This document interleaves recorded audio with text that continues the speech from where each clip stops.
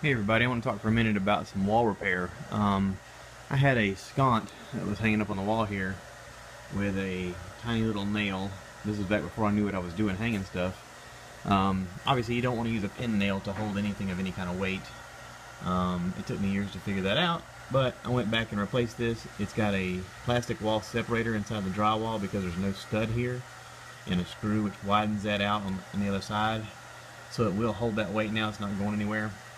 When the scont fell though, it damaged the wall at a couple places here and also down here, where as the thing fell, it tore parts of the drywall off. So just to fix this, I cleaned everything off, used some of that putty, the drywall putty.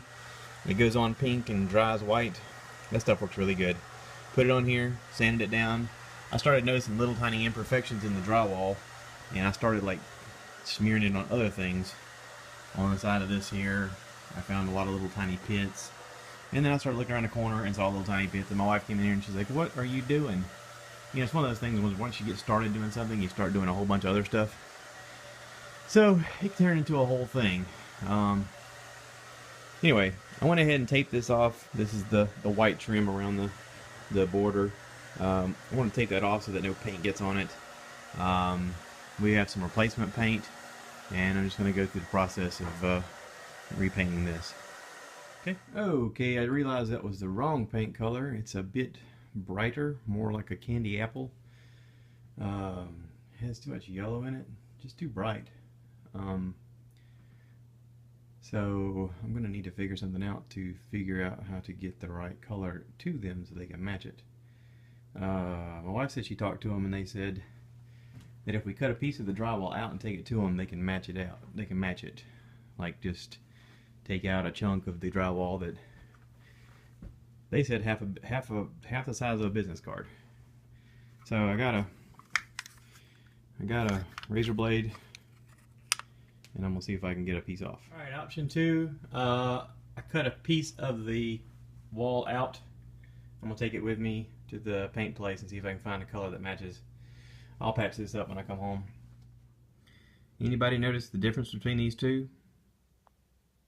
One says eggshell and one says flat latex. I didn't know what eggshell is. When I went in to get the new paint, the fella asked me, he says, "What do you want it in, gloss, flat?" And I said, flat. I knew it wasn't glossy. Shiny is glossy. It wasn't shiny. It's flat. Well, they did match the right paint. I'll give them that. This is it dried. It's the right paint, it's just the wrong finish. Flat is just that, it's flat. Eggshell has more of a little bit of shimmer to it. I guess it's not a gloss, but it's not flat. So I gotta make another trip back to the paint store. I'm ending up with these $15 cans of paint that I can't use. So I don't know. I might take them up there and see if they can just dispose of it, because it doesn't do me any good. I'm just throwing money at the problem here. But I'm learning. I'm just doing this video so you guys can learn. There's a difference between flat and eggshell.